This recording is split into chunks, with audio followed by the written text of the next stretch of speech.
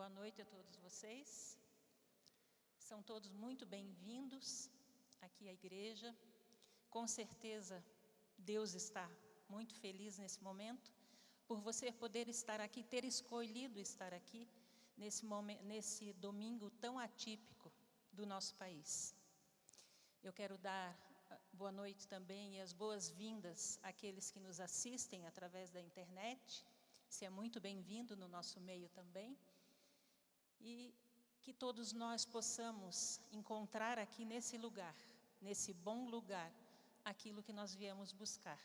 Que nós possamos encontrar aqui paz, possamos sentir a presença de Deus entre nós e possamos sair daqui logo mais cheios do Espírito de Deus. Que possamos, que essa presença permaneça em nós. Eu quero convidar você a inclinar sua cabeça para nós podermos orar e abrirmos a Bíblia para meditarmos um pouquinho sobre o que Deus tem para nos falar nessa noite. Vamos orar? Pai querido que estás nos céus, Deus amado, Deus bendito, que o teu nome seja louvado, Senhor, por tudo que tu és. Que o teu nome seja louvado, Pai, por tudo que somos. Porque tudo que somos e tudo que temos vem de Ti, Senhor.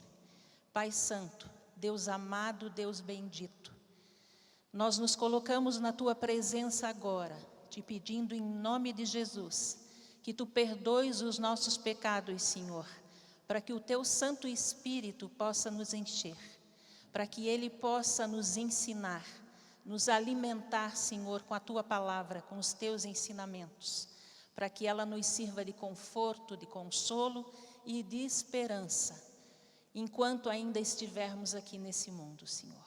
Vem estar conosco, que o Teu Santo Espírito passeie suavemente entre nós. Em nome e por amor de Jesus. Amém, Senhor. Amém, Pai Santo. Bom, uma das verdades mais solenes e mais gloriosas da palavra de Deus e uma das verdades mais fundamentais da nossa crença adventista são as promessas que nós encontramos na Bíblia sobre a volta de Jesus. E eu gostaria de convidar você a abrir João 14, versos 2 a 3. É um texto tão conhecido, tão famoso, que nós quase poderíamos dizer esse texto de cor. Mas vamos abrir a Bíblia, porque é muito bom nós podermos manusear a palavra de Deus. É muito bom nós podermos tocar naquilo que nós temos de mais concreto entre Deus e nós.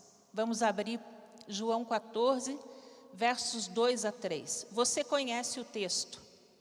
Lá está escrito assim: na casa de meu pai há muitas moradas. Se não for assim, eu vou-lhe teria dito, pois vou preparar-vos lugar.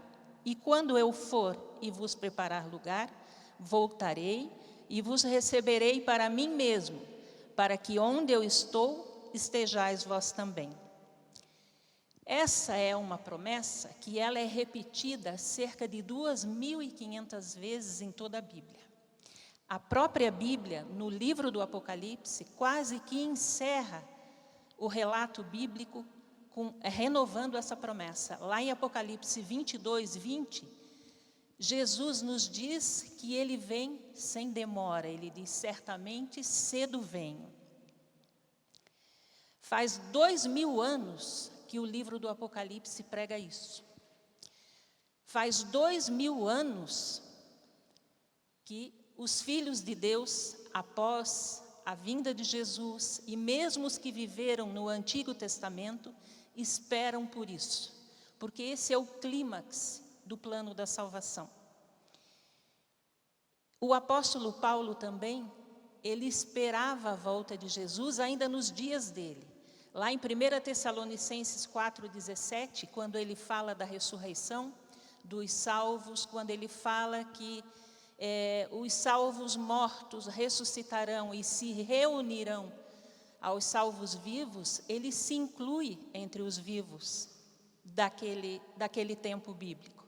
Então ele esperava que Jesus voltasse ainda nos dias dele, Tiago 5,8 também nos diz que a vinda de Jesus está próxima.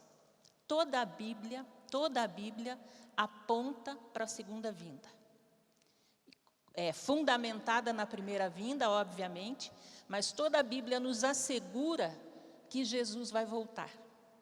E quando nós vamos às profecias, quando nós vamos aos livros de Daniel e o Apocalipse, nós vemos essa confirmação. Quando nós estudamos, por exemplo, no Apocalipse, os capítulos 2 e 3, sobre as 7 igrejas, nós vemos que há muito tempo nós estamos debaixo da 7ª igreja. Nós somos a igreja de Laodiceia. E debaixo da 7ª igreja, Jesus vai voltar. Quando nós estudamos os 7 selos, nos capítulos 6 e 8 do Apocalipse, nós vemos que estamos já desde 1755, debaixo do 6º selo, que nos fala dos sinais do tempo do fim, e nós vemos que imediatamente ao 6º selo, que nós já estamos debaixo dele desde 1755, na sequência a Bíblia fala do 7º selo. O 7º selo é a volta de Jesus. Quando fala das trombetas também, nos capítulos 9 e 11, a 7ª trombeta começou a tocar em 1844. E debaixo da 7ª trombeta, Jesus vai voltar. Quanto mais você se aprofunda na Bíblia, quanto mais você avança na Bíblia, mais certeza você tem de que esse tempo está próximo. O maior período profético descrito para nós por Deus através do anjo Gabriel para Daniel já se cumpriu em 1844 também, a famosa profecia das 2.300 tardes e manhãs. A famosa estátua de Daniel 2, lá nos versos 44, Deus nos mostra o quanto nós estamos próximos da volta de Jesus. A história do mundo contada por Deus através dessa estátua nos mostra que nós estamos na pontinha dos dedos da estátua. Nós estamos na pontinha da unha da estátua. E mais ainda, no verso 44 de Daniel 2, Deus nos diz o seguinte, que quando a Europa assumisse a configuração política que ela tem hoje na parte ocidental, uma pedra bateria nos pés da estátua. E nós sabemos que essa pedra representa a volta de Jesus. E essa situação política da divisão que nós vemos hoje na Europa Ocidental, ela ocorreu a partir de 476 depois de Cristo. 476 da era cristã. Ou seja, desde essa época, desde esse tempo, Jesus já poderia ter voltado. E por que Jesus ainda não voltou? A questão para nós essa noite não são os fatos que envolvem a volta de Jesus. A forma como ele vai voltar, acompanhado pelos anjos, em forma corpórea. Nós não vamos focar nessa questão. A questão que nos interessa hoje é por que Jesus ainda não voltou. Se todo o cenário, todo o pano de fundo já está montado para a volta de Jesus. Provavelmente você, quando ouviu as notícias desse terremoto terrível que abalou o Japão, 3 na sequência, né? Uma sequência de 3 terremotos bastante fortes. Outro, ontem, o Equador, um número bastante grande de mortos. Você pode olhar para esses fenômenos isolados e pensar, Jesus está voltando. Só que não são os fenômenos isolados, não são os sinais que acontecem aqui e ali que sinalizam para nós que Jesus vai voltar, ou a proximidade da sua volta.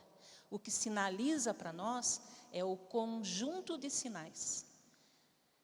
São todas as coisas acontecendo numa intensidade cada vez maior e numa frequência cada vez menor, como as dores de parto, conforme Jesus compara a sua volta na Bíblia. Mas a grande questão é, por que Jesus ainda não voltou? Nós, como adventistas, está escrito em Tito 2,13, nós aguardamos a volta de Jesus como a nossa bendita esperança.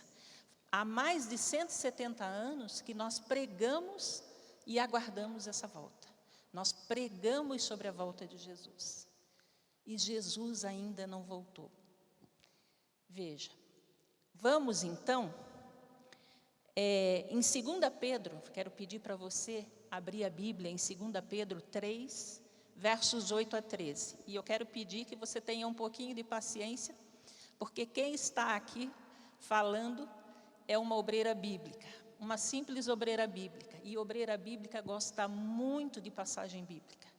Ela vai fundo na Bíblia para poder fundamentar os ensinamentos da Bíblia. Então, nós vamos passear um pouquinho pela Bíblia nessa noite. 2 Pedro 3, 8 a 13. Nós vamos ler esse texto. Mas antes disso, eu queria colocar uma situação para você. Que o fato de nós pregarmos há tantos anos, há tantas e tantas décadas, que Jesus vai voltar e Ele ainda não ter voltado, talvez seja o maior problema teológico que nós, como adventistas, temos para fundamentar a nossa crença. Nós temos várias doutrinas complicadas, como a doutrina do santuário, as profecias de Daniel, as profecias do Apocalipse, mas nada é o nosso problema realmente, né, o que fica pendente e difícil para argumentarmos é a aparente demora de Jesus. E lá em 2 Pedro, nós lemos alguma coisa sobre isso. Veja lá no verso 8. Há, todavia, uma coisa, amados, que não deveis esquecer, que para o Senhor um dia é como 1000 anos, e 1000 anos como um dia. Não retarda o Senhor a sua promessa, como alguns a julgam demorada, pelo contrário, Ele é longânimo para convosco, não querendo que nenhum pereça, senão que todos cheguem ao arrependimento. Virá, entretanto, como ladrão o dia do Senhor, no qual os céus passarão com estrepitoso estrondo e os elementos se desfarão abrasados. Também a terra e as obras que nela existem serão atingidas. Visto que todas essas coisas hão de ser assim desfeitas, deverseis ser tais como os que vivem em santo procedimento e piedade, esperando e apressando a vinda do dia de Deus, por causa do qual os céus incendiados serão desfeitos e os elementos abrasados se derreterão. Nós, porém, segundo a sua promessa, esperamos novos céus e nova terra, nos quais habita a justiça. Tremendo esse texto, né? Daqui nós podemos tirar vários ensinamentos. Daqui nós podemos começar a entender ou começar a encontrar um caminho para responder a nossa questão. Por que Jesus ainda não voltou? Primeira situação. Um dia para Deus é como 1000 anos, e 1000 anos como um dia. Ou seja, para nós, essa quantidade de tempo absurda de 1000 anos, para Deus é pouca coisa, ou quase nada, para não dizer nada. Mas, em compensação, aquilo que é muito pouco para nós, um dia, para Deus, Ele consegue enxergar esse um dia como se fossem 1000 anos. Ou seja, a perspectiva de tempo de Deus é diferente da nossa. Nós vivemos limitados pelo tempo. Deus não. Deus é eterno. Deus o tempo para ele não conta. Então, no verso 9, nós vemos uma segunda questão, que aqui nos diz que o Senhor não retarda a sua promessa, ou seja, Jesus não está atrasado, mas nós julgamos que está. Aqui diz, como alguns a julgam demorada. Então, Deus não está retardando a sua promessa, como nós imaginamos que esteja acontecendo um atraso. Por quê? Porque Deus tem um objetivo. Lá no verso 11, e no final do verso 9 já, ele nos diz que ele está esperando que todos nós que estamos aqui, os que estão lá fora, os que ainda não conhecem, os que ainda não têm a esperança, que nós já temos o privilégio de ter, Deus está esperando que todos nós cheguemos ao arrependimento. E mais ainda, no verso 11, ele espera que todos nós vivamos em santo procedimento, ou seja, que tenhamos uma vida santa. O que é ser santo? É ser perfeito? O que você pensa sobre isso? Nós sabemos pela Bíblia, pelos ensinamentos da palavra de Deus, que ser santo é ser separado do mundo para Deus. É não viver como as pessoas do mundo vivem. Esse é santo para Deus. Esse que aceitou o seu chamado. Esse que aceitou viver uma vida com Ele, ainda aqui nesse mundo. Deus espera que todos nós cheguemos a isso. E agora, no verso 12, nós temos uma expressão que chama bastante atenção. Aqui diz que Deus espera e apressa a vinda do dia de Deus, no qual os céus incendiados serão desfeitos e os elementos abrasados se derreterão. Veja, se nós considerarmos esse texto de 2 Pedro 3, versos 8 a 10, nós podemos chegar à conclusão que, talvez você já tenha concluído isso, que Jesus ainda não voltou porque nós não estamos prontos. Nós dizemos isso. Quando conversamos acerca da volta de Jesus, nós argumentamos dessa maneira. Né, minha amiga? Nós argumentamos dessa maneira. Nós dizemos nas nossas conversas que Jesus ainda não voltou porque nós não estamos prontos. Mas, será que é isso mesmo? Será que nós podemos interferir dessa maneira na volta de Jesus? Será que nós temos essa capacidade de apressar ou de retardar a volta de Jesus por causa do nosso posicionamento diante do pecado, ou por causa do nosso compromisso ou da falta de compromisso com a missão que Deus nos confiou? O que você pensa sobre isso? O propósito é nós entendermos que a profecia que nós lemos, a promessa de Jesus, lá de João 14, 2 a 3, ela não é uma promessa condicional. Se você estiver pronto, quando você estiver pronto, Jesus vai voltar. Mas e se nós não estivermos prontos? Mas e se nós falharmos com a missão que Deus nos confiou? Aí o que acontece? Jesus não volta? Você já parou para pensar sobre isso? Esse é um tema muito interessante, me chamou bastante atenção. Eu orei muito, pedindo a Deus que me mostrasse sobre o que Ele gostaria que eu falasse nessa noite.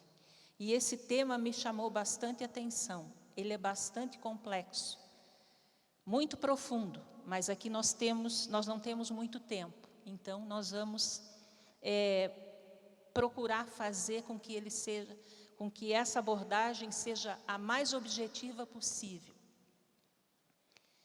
Nós pregamos que nós devemos apressar a volta de Jesus. E vimos aqui Deus colocando como condição o nosso arrependimento e um viver santo. E essa situação se complica mais ainda, porque nós, dentro da Igreja Adventista, nós temos também os escritos do Espírito de Profecia. E lá no Espírito de Profecia, nós encontramos dezenas de textos falando sobre o aparente atraso de Jesus. Cerca de 45 textos. Eu trouxe 2 aqui para nós lermos. Em Mensagens Escolhidas, volume 1, páginas 67 a 68, nós lemos assim, olha que tremendo isso aqui. Houvessem os adventistas, depois de 1844, ficados firmes na fé e seguido avante em união, no caminho aberto pela providência de Deus, recebendo a mensagem do terceiro anjo e proclamando ao mundo no poder do Espírito Santo, teriam visto a salvação de Deus. O Senhor teria cooperado poderosamente com seus esforços e a obra se haveria completado e Cristo haveria vindo antes disso, para receber o seu povo, para lhes dar o galardão. E a situação fica mais complicada ainda quando nós lemos Parábolas de Jesus, página 69. Lá é nos dito assim, quando o caráter de Cristo se reproduzir perfeitamente em seu povo, então virá para reclamá-los como seus. Reforçando o texto que nós acabamos de ler de 2 Pedro. Ou seja, se nós tivéssemos vivido diferente até então, nós adventistas, Jesus já teria vindo. Se o caráter de Jesus já tivesse sido reproduzido na minha vida e na sua vida, Jesus já teria voltado. Será que a volta de Jesus depende de nós adventistas? É para se pensar. O que é que Deus quer nos ensinar com esses textos? Obviamente que a Bíblia é a palavra de Deus, foi escrita pelo Espírito Santo. Os livros do Espírito de Profecia, ou do dom de profecia, também têm o comando do Espírito Santo. Nada foi escrito por vontade de homem algum. Tudo que Deus nos traz é obra do Espírito Santo. Então, o que é que Deus, através da palavra dele e através do Espírito de profecia, quer nos ensinar? Veja, nós vamos, quando nós lemos, melhor dizendo, Mateus 24, 36, lá está escrito que daquele dia e hora ninguém sabe, somente o Pai. Então, Deus sabe o dia da volta de Jesus. Deus sabe. Como já comentamos, João 14, 2 a 3, não é uma promessa condicional, é incondicional. Ou seja, quer você aceite, quer você creia ou não, quer você esteja preparado ou não, no tempo determinado por Deus, Jesus vai voltar. Então, essa questão de atraso ou de apressar a volta de Jesus não é fundamentada na Bíblia. Não é esse o ponto central da questão. Eu queria pedir para vocês agora abrir Isaías 48, 18, para a gente poder começar a entender qual é o propósito de Deus ao nos falar dessa maneira na sua palavra. Isaías 48, versos 18. Aqui eu vejo como um lamento de Deus. Deus diz assim: se tivesses dado ouvidos aos meus mandamentos, então seria a tua paz como um rio, e a tua justiça como as ondas do mar. Deus está dizendo para nós: se você tivesse vivido de maneira diferente, você estaria numa condição muito melhor agora.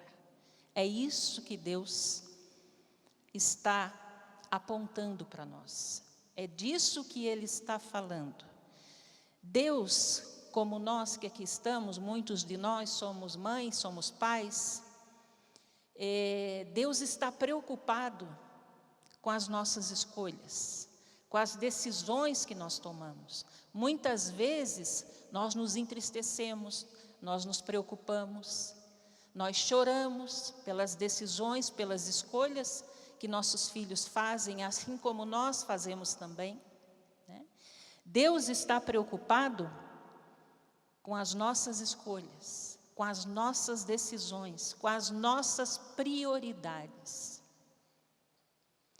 Porque nós estamos aqui nesse mundo, mas você e eu não temos a menor dúvida de que nós não somos cidadãos desse mundo aqui. Nós somos cidadãos do reino dos céus. A Bíblia nos diz em Filipenses que a nossa pátria está nos céus. E é para lá que, pelo poder de Deus, nós iremos. Agora, em que condições? Como? Veja, nesse texto, nesse texto de Isaías e nos textos que nós lemos no espírito de profecia, o propósito não é fazer mudança no passado. Quando Deus lamenta a nossa conduta, as nossas atitudes, a nossa preguiça na sua obra, Ele não está lamentando com a intenção de mudar o nosso passado, mesmo porque isso é impossível. Passado é passado, né, Clery? Tem que ficar lá, onde ele está, no passado. Não importa como ele foi, já foi. O tempo que nós entramos aqui, o momento que nós entramos aqui nessa igreja, já é passado.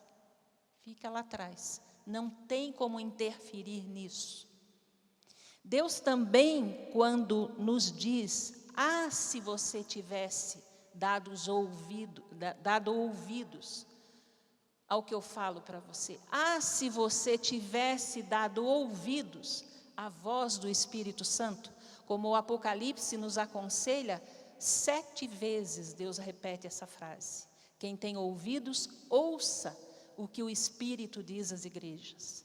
Quando Deus nos fala dessa forma, Ele não está querendo lançar culpa sobre nós. Mesmo porque seria uma culpa eterna. Era uma corrente para arrastar o resto da vida. Porque é culpa sobre o passado. Não tem como eu mudar o meu passado. Quando Deus ressalta as nossas falhas do passado, Ele está nos querendo fazer identificar essas falhas para corrigir essas falhas no nosso presente. Esse é o objetivo. Quando Deus diz que Ele espera que seus filhos cheguem ao arrependimento, que vivam em santo procedimento, Ele espera que a gente viva dessa forma, porque é, no mínimo, um dever nosso. Nós temos a obrigação de viver da melhor forma possível a vida que Deus nos deu para viver. Nós temos a obrigação, hoje eu entendo isso, nós temos a obrigação de sermos felizes aqui nessa vida.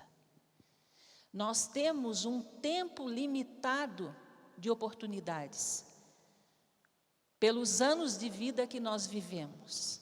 Então, esse tempo nós devemos viver com qualidade de vida e viver sonhando como Deus sonha para nós. Deus sonha grande, Deus sonha alto. Deus não nos criou para nós vivermos a vida que nós estamos vivendo agora. Então, quando Deus nos chama a atenção dessa forma, quando Deus lamenta a nossa conduta, a nossa preguiça, a nossa letargia, a nossa mornidão, Ele está lamentando porque os dias da nossa vida estão se esgotando, estão se esvaindo, e nós não estamos aproveitando essas oportunidades que Deus nos dá a cada dia para investirmos naquilo que realmente vai ficar. O que é que nós vamos levar para o céu? Você sabe. Nem o nome que você tem você vai levar, Mari. Né? Nós estudamos isso no Apocalipse. Nem o nome que nós temos nós vamos levar. A única coisa que nós vamos levar do que nós somos e do que nós temos é o nosso caráter. É aí que nós precisamos permitir que Deus seja Deus na nossa vida. É aí que nós precisamos permitir que o Espírito Santo faça a obra que Ele tem que fazer. Nós precisamos viver aqui nesse mundo pelos princípios, pelos valores e pelos padrões lá do céu. Ainda aqui nesse mundo. Não é para lá que nós pretendemos ir?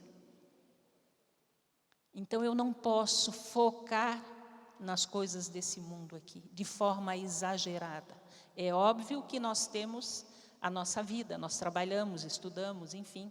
Cada um tem suas atividades, suas responsabilidades, mas a prioridade absoluta é o reino de Deus. A prioridade absoluta é o amor desse Deus. Um Deus que te ama e que me ama tanto, que preferiu dar até a última gota do seu sangue a ficar sem você ou sem mim lá no céu. E qual é a resposta que a gente dá para esse amor? Quem te ama dessa forma? Quem daria a sua vida por você? Quem viveria toda uma vida eterna em função do teu bem-estar, da tua felicidade, da tua saúde, da tua prosperidade, da tua salvação? Quem? Como diz a Bíblia, o nosso Deus, Ele não dorme, Ele não cochila.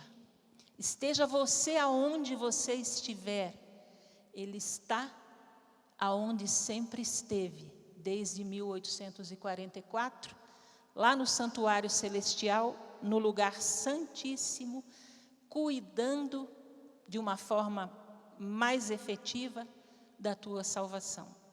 Não que Ele não tivesse cuidado antes, porque quando Ele ressuscitou e 40 dias após Ele subiu aos céus, Ele foi para esse mesmo santuário e lá Ele ficou intercedendo por você, cuidando de você.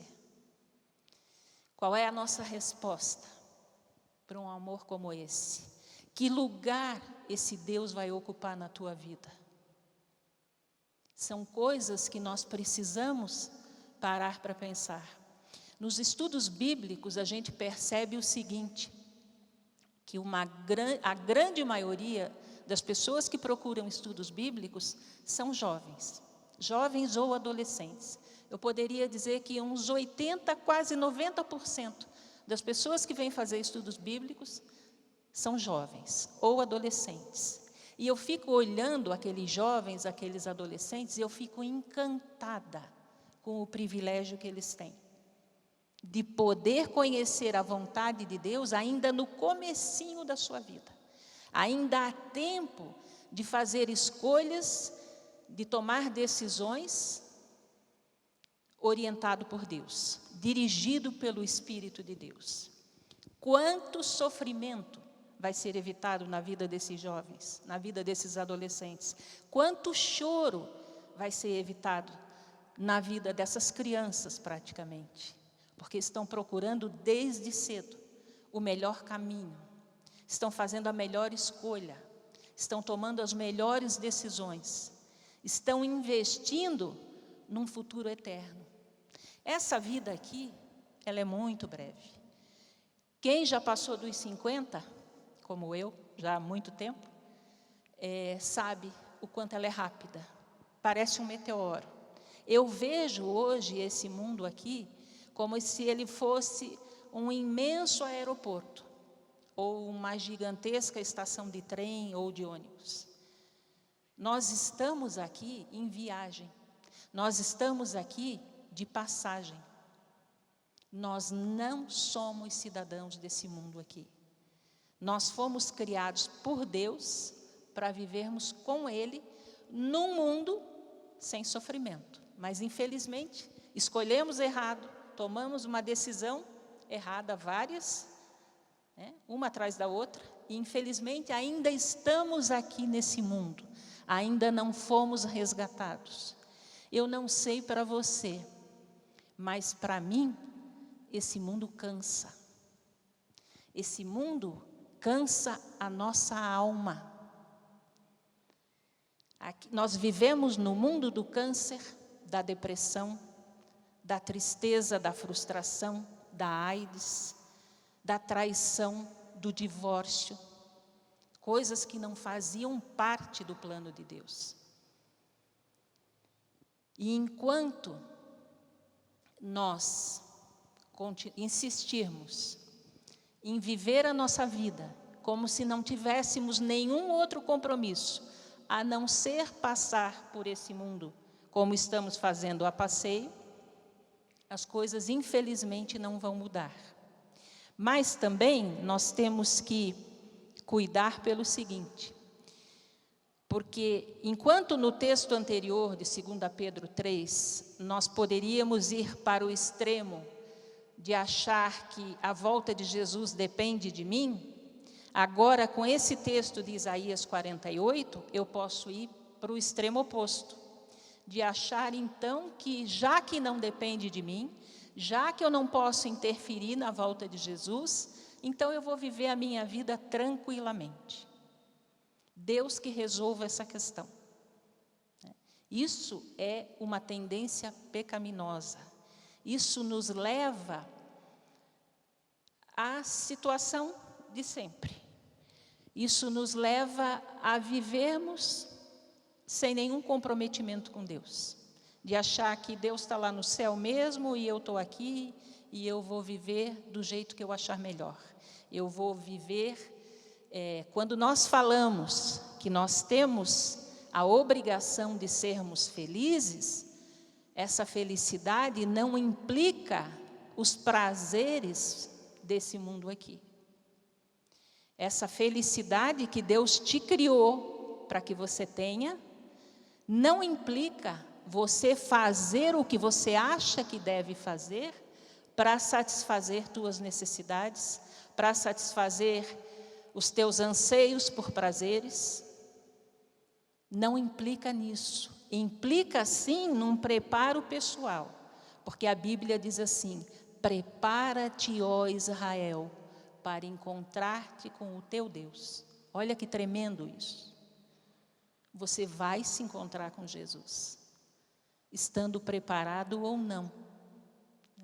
Agora, esse preparo, ele não deve ser motivado pelo medo da volta de Jesus. Muitos têm medo. Muitos fazem, muitos obedecem a Deus por medo.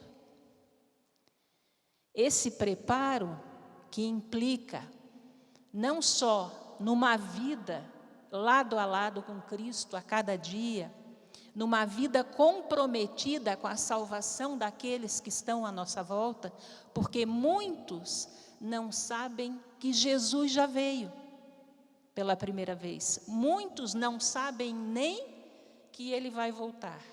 Então, é responsabilidade nossa olhar em volta e ver aqueles que são carentes de conforto, de consolo, de esperança. Nós precisamos falar para essas pessoas do quanto elas são amadas por esse Deus.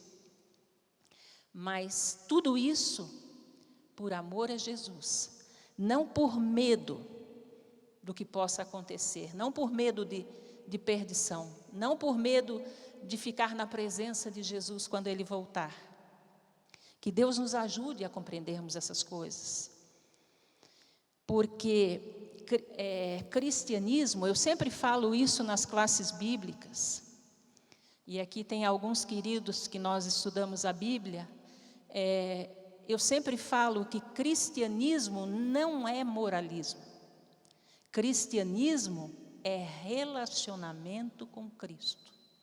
E eu desafio você a se relacionar com esse Deus de amor, através da oração, da comunhão, da leitura da Bíblia, de você tirar alguns minutos por dia para parar e conversar com esse Deus. Eu desafio você a fazer isso todos os dias e não se apaixonar por esse Deus. Não se apaixonar por esse Jesus, esse Deus maravilhoso, generoso, amoroso, gentil, que nos dá presentes, que fala conosco, que nos consola, que nos conforta, que nos ouve, né, Rosana? Que nos responde. Quando muitas e muitas vezes nos reunimos para orar aqui, nos pés dessa escada, aos pés dessa escada durante a semana, pedindo a presença de Deus, pedindo a direção de Deus na nossa vida, pedindo que Deus nos mostre o que fazer. Eu desafio você a ter um relacionamento com Cristo e não se apaixonar por Ele.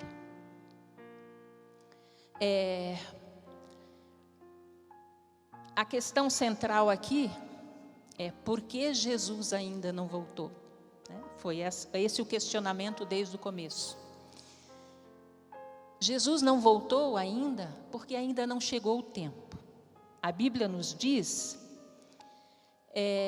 lá em Gálatas 4:4, que vindo a plenitude dos tempos, Jesus nasceu de mulher. Mas a Bíblia nos diz também, em Abacuque 2:15, que a visão está para se cumprir no tempo determinado. Nós já vimos que Deus sabe o tempo. Então, se Ele não voltou, é porque ainda não chegou o tempo. E, tomando por base Gálatas 4:4, que nos diz que vindo a plenitude do tempo, Jesus nasceu de mulher, a Bíblia nos diz também, em Lucas 17:26, assim como foi nos dias de Noé, será também nos dias do Filho do Homem. E como é que foi nos dias de Noé? Se você ler Lucas 17:26 em diante, você vai ver que nos dias de Noé, nos dias de Ló, a humanidade atingiu o ápice da degradação. Nada muito diferente do que nós vemos hoje. Nada muito diferente do que nós vemos hoje. Lá é nos dito que lá eles casavam, davam-se em casamento, ou seja, se relacionavam sexualmente sem compromisso nenhum. E quando nós olhamos para a nossa sociedade hoje, e lembrando agora da pregação que nós ouvimos ontem do pastor BJ, quando ele alertou tanto aos pais que aqui estavam sobre a importância do cuidado com a cultura que os filhos estão adquirindo aqui nesse mundo. Só para nós citarmos um exemplo, eu acho até que já foi mencionado aqui pelo pastor Paulo, há alguns meses atrás, a revista Veja, acho que de fevereiro desse ano, a revista Veja falou sobre a alteração que está acontecendo entre os adolescentes, nos relacionamentos entre os amigos, entre os colegas. Pelas opções serem muitas agora, em termos de orientação sexual, eles não se chamam mais de amigo ou de colega ou amiga, eles se chamam amigue, colegue. Ou seja, esses jovens estão crescendo com a cultura de que vale tudo. Eles estão crescendo sem um referencial. E, me juntando ao pastor BJ, eu gostaria de fazer esse alerta. Nós temos aqui crianças, está ali o meu neto querido, o Léo. Nós temos crianças, nós temos adolescentes, nós temos jovens. Não percam o referencial. Você é extremamente especial para Deus. Você é a menina dos olhos de Deus. Não se deixe levar pelos valores desse mundo, pelo que é moda, pelo que todos fazem. Paute a sua vida pelo assim diz o Senhor. Aqui está a base para a nossa vida. Se você se mantiver aqui, pautado, estribado no assim diz o Senhor, no sonho de Deus para a tua vida, você vai ter sempre um perfil para ser imitado. Você vai ter sempre um modelo. E esse modelo é perfeito, porque esse modelo é Jesus Cristo. Não se desvie, não se preocupe com nome de igreja, com placa de igreja, mas não viva só. Porque se você viver só, você vai sofrer sozinho e você vai ser derrotado só. Deus aqui nesse livro, Ele mostra o mundo extraordinário que Ele tem para você. Que Ele criou pensando única e exclusivamente no teu bem-estar. Quando Deus criou esse planeta, nós não tínhamos as clínicas que nós temos hoje, não havia cemitérios, não havia hospitais, não havia consultórios de advogados, médicos, nada disso havia. Deus nos criou para o maior e para o melhor. Os critérios de Deus são extremamente elevados. Não se acomode, não se satisfaça com as coisas desse mundo aqui. Elas são passageiras, elas te trazem tristeza, elas te fazem chorar madrugadas a fio.